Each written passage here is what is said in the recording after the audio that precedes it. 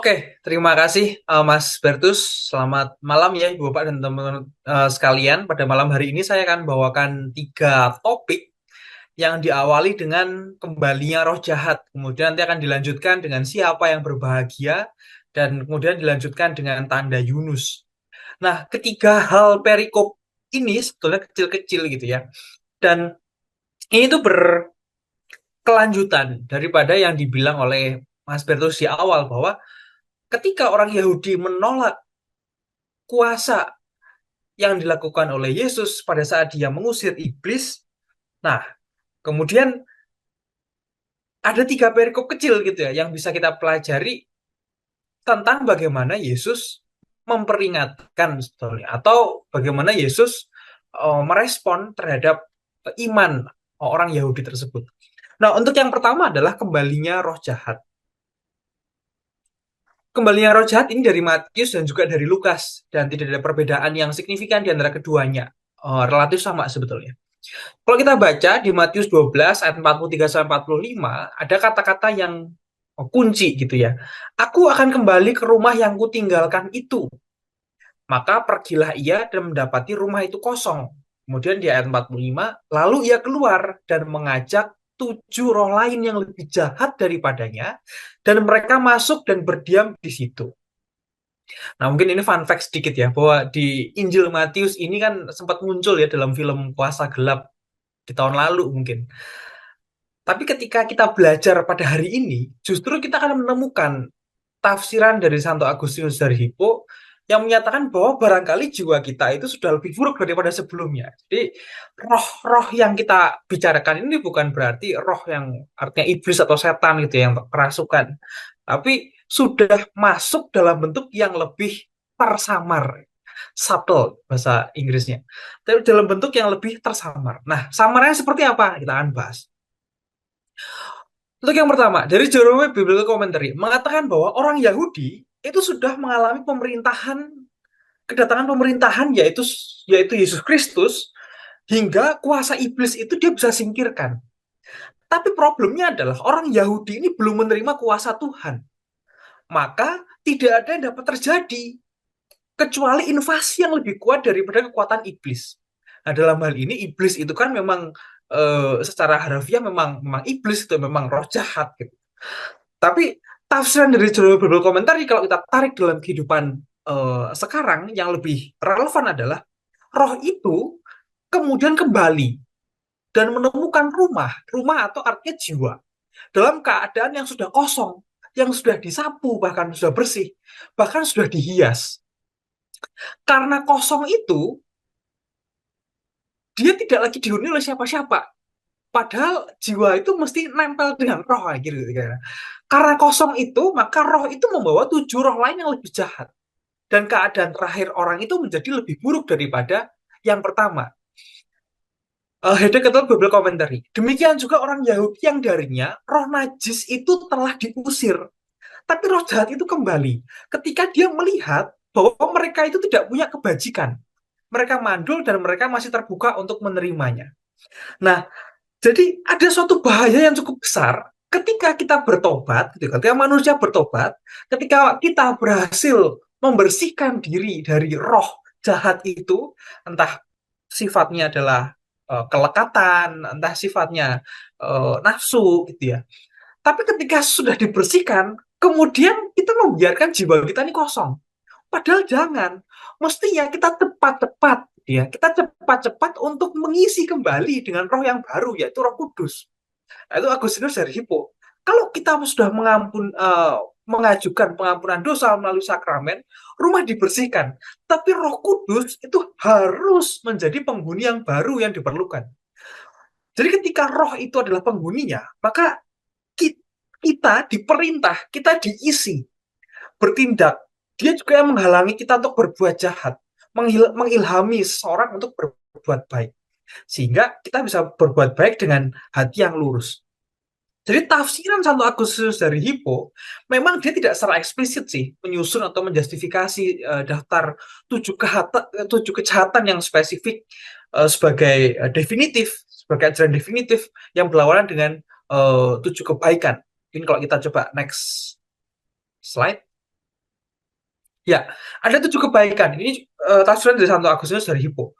Kalau Roh Kudus yang tinggal dalam hati manusia, maka ada rahmat 7 kali lipat yang kita terima, yaitu roh hikmat, roh pengertian, roh nasihat, ketabahan, roh pengetahuan, roh kesalehan sejati, dan roh takut akan Tuhan. Nah, sebagai lawannya, tentu Santo Agustinus sudah menyusun gitu ya, bahwa ajaran atau teologi Santo Agustinus ini terkait kejahatan dan dosa itu berfokus pada sifat dosa karena dia kekurangan kebaikan. Dan kita tahu bahwa kesombongan itu ataupun kemunafikan itu adalah sumber dari segala kejahatan. Dan memang bagi Santo Agustinus dari Hippo, pembersihan jiwa yang disebut itu memang seringkali merujuk pada baptisan, tapi atau pertobatan awal, tapi dapat diperluas menjadi ketika kita sudah menerima sakramen secara umum. Dan lagi-lagi ditekankan, ya, ditekankan bahwa bahaya terbesar itu muncul ketika rumah itu atau jiwa kita setelah dibersihkan justru malah dibiarkan kosong. Nah, dan Santo Agustinus dari Hippo menyatakan bahwa kejahatan itu nanti akan kembali dalam wujud asli yang lebih tersamar.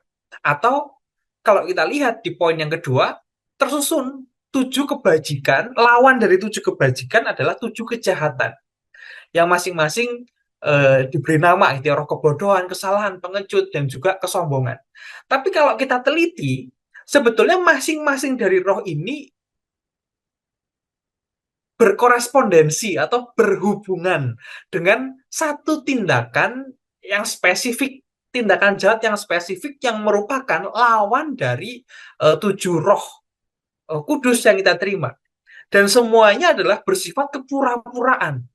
Semestinya kita mendapatkan kebijaksanaan yang sejati, justru kita mendapat kepura-puraan akan kebijaksanaan. Nah, kalau kita mestinya mendapatkan roh pengertian, justru kita malah mendapatkan roh kepura-puraan akan kebenaran. Kita mendapatkan kepura-puraan nasihat, kepura-puraan ketabahan, kepura-puraan pengetahuan, kepura-puraan kesalehan, dan kepura-puraan ketakutan. Pun kalau kita bahas satu-satu, kepura-puraan kebijaksanaan itu bagaimana? Kebodohan di sini bukanlah roh kebodohan gitu ya. Kebodohan di sini bukanlah suatu kurangnya pengetahuan, tapi penolakan terhadap kebijaksanaan ilahi. Ini adalah suatu ilusi pengetahuan, bukan ketidaktahuan yang polos, tapi kesombongan intelektual yang mengira sudah tahu segalanya banyak gitu ya. Dan roh ini menyamar sebagai kebijaksanaan duniawi dan dianggap Allah sebagai kebodohan. Nah, maka kita mesti waspada terhadap rasa berpuas diri dan pengetahuan. Kalau kita sudah memutuskan untuk bertobat, mau ikut Kristus, nah kita mesti mencari kebenaran, mencari terus. Maka dari itu jas ini masih terus ada, karena kita pun juga masih tidak berpuas diri gitu ya atas pengetahuan yang sudah kita peroleh, atas hikmat yang boleh Tuhan izinkan. Dan kebijaksanaan sejati itu kan dimulai dari kita rasa tidak tahu gitu ya, rasa merendahkan hati untuk belajar menerima Kristus. Kemudian yang kedua adalah kepura-puraan kebenaran. Kesalahan adalah roh yang menyebarkan ajaran palsu. Ia menyamar sebagai kebenaran dengan memutarbalikkan ajaran, atau yang kita sebut dengan ajaran heretik, atau akhirnya terjadi skisma dan lain sebagainya. Maka ini bukanlah suatu kebenaran, tapi mirip pada pembenaran, gitu ya. Ini adalah suatu pembenaran, bukan kebenaran. Ini adalah roh yang menginspirasi perpecahan dan ketidakpatuhan terhadap gereja atau terhadap magisterium gereja. Roh berikutnya, kepura-puraan akan nasihat. Roh ini menyamar sebagai nasihat atau sebagai kebebasan itu, nasihat, mengajukan argumen yang logis tapi memberontak, menolak disiplin secara spiritual. Nah, tentu perlu waspada. Yang berikutnya, kepura-puraan akan ketabahan. Roh ini menyamar sebagai ketabahan atau toleransi gitu ya, dalam menghindari konfrontasi moral, berkompromi dengan dosa demi perdamaian duniawi. Jadi kepura-puraan ketabahan. Sebab ketabahan yang sejati adalah keberanian untuk bertindak sesuai dengan kebenaran, bukan ketakutan untuk bersuara, bukan ketakutan untuk mewartakan kebenaran. Next, kepura-puraan akan pengetahuan. Ketidaktahuan itu kan adalah kegagalan untuk mencari atau menerima kebenaran yang menyelamatkan. Jadi mirip sebetulnya seperti yang pertama, mirip roh kebodohan, tapi di kepura-puraan pengetahuan ini kita tekankan atau asal tahu sendiri tekankan lebih fokus pada penampilan atau pencitraan secara intelektual gitu ya. Dia menyamar sebagai pengetahuan, fokus dengan hal duniawi banyak sekali. Nah, tapi semestinya pengetahuan sejati itu adalah pelita gitu ya untuk menerangi jalan untuk lebih berguna bagi sesama. Next, kepura-puraan akan kesalehan. Nah, disinilah inti dari dosa, yaitu kemunafikan. Kejahatan itu menyamar sebagai kesalehan. Banyak sekali melakukan praktik religius seperti puasa, puasa, doa, dan juga amal. Tapi tanpa kasih itu perbuatan yang tulus. Dan kita sudah pelajari ini di beberapa pertemuan yang lalu dalam ketika Yesus itu menegur orang-orang Farisi mengenai hal berpuasa dan juga hal berdoa. Jadi waspada bahwa ibadah yang sesungguhnya yang tinggi itu diukur bagaimana memperlakukan sesama kita yang paling rendah. Kepura-puraan ketakutan. Nah, inilah roh kesombongan. Semestinya kita takut akan Tuhan, tapi kita pura-pura takut. Eh, roh kesombongan inilah akar dari semua dosa. Dia menyamar sebagai ketakutan atau sebagai kerendahan hati yang palsu. Dia kesombongan ini tersembunyi, membuat seorang itu berpuas diri dengan kebaikan diri sendiri. Santo Agustinus mendefinisikan kesombongan itu sebagai keinginan untuk ditinggikan, tapi tidak semestinya. Gitu ya. Mungkin kita bisa belajar dari kejatuhan iblis dan manusia. Mungkin kita dosa Adam dan Hawa kita masih ingat bahwa mereka berdosa karena tindakan ketidaktaatan mereka berawal dari niat yang tersembunyi gitu ya. Jadi ada kehendak jahat mendahului tindakan jahat dan kehendak jahat itu berasal dari kesombongan. Bahwa si iblis menggoda Hawa, memang kita bisa bilang bahwa Hawa ini tidak langsung mendengar perintah langsung dari Tuhan. Dan si Adam yang dapat perintah langsung dari Tuhan, malah dia diam juga. Jadi, ada suatu kehendak jahat yang berasal dari niat jahat. Dan kehendak jahat ini berasal dari kesombongan. Nah, Santo Agustinus, dalam poin yang ketiga, Santo Agustinus sering mengkaitkan kesombongan itu dengan kedengkian. Kalau seorang sombong, ia dengki, iri. Gitu. Udah sombong, dengki pula. Itu kan tanda tanda tidak mampu gitu ya. Kita sombong, ingin ditinggikan, tapi kita mudah iri. Karena kita mengakui dia lebih baik daripada saya. Jadi kita tidak punya, tapi kita ingin dianggap tinggi. Nah, disitulah kenapa Anton Sunaribo mengatakan keadaan terakhir orang itu menjadi lebih buruk daripada yang pertama. Sudah sombong, dengki juga. Walaupun biasanya kesombongan itu melahirkan kedengkian, gitu ya. Jadi ajaran Santo Agustinus ini terkait dengan dosa memang cukup cukup relevan lah, cukup relevan dan uh, bisa kita lihat gitu ya bahwa dia sering mengklasifikasikan dosa itu menjadi tiga sebetulnya. Nafsu daging, ataupun nafsu mata, ataupun kesombongan hidup. Dan yang terakhir paling buruk adalah kesombongan. Jadi sudah sombong, dengki pula. Nah, udah tidak terselamatkan. Keadaan terakhir orang itu menjadi lebih buruk daripada yang pertama. Next, Lukas 11 ayat 24. Roh jahat keluar dari manusia, ia mengembara ke tempat yang tandus mencari perhentian dan karena ia tidak mendapatnya, ia berkata, aku akan kembali ke rumah yang kutinggalkan itu. Kalau kita fokus pada aku akan kembali ke rumah yang kutinggalkan itu, nah disinilah relevansi kontemporernya bahwa kita perlu waspada terhadap dosa ataupun terhadap kelekatan yang kita anggap sudah padam. Ternyata roh ini mampu kembali pada kita pada saat kita tidak mengisi batin dengan ketekunan oleh perbuatan baik. Mereka disebut lebih jahat karena dengan kemunafikannya dia akan berpura-pura untuk memiliki kebajikan itu sendiri. Jadi fokus dari dosa setelah kita pertobatan awal adalah kepura-puraan. Fokus dari kita setelah kita bertobat adalah kita mesti cepat-cepat untuk mengisi batin kita dengan roh Allah. Problem dari orang Yahudi tadi adalah mereka belum menerima kuasa Yesus sebagai kuasa Tuhan. Mereka malah meminta tanda lebih lagi. Dan karena itu Yesus tidak akan memberikan tanda apapun pada generasi ini.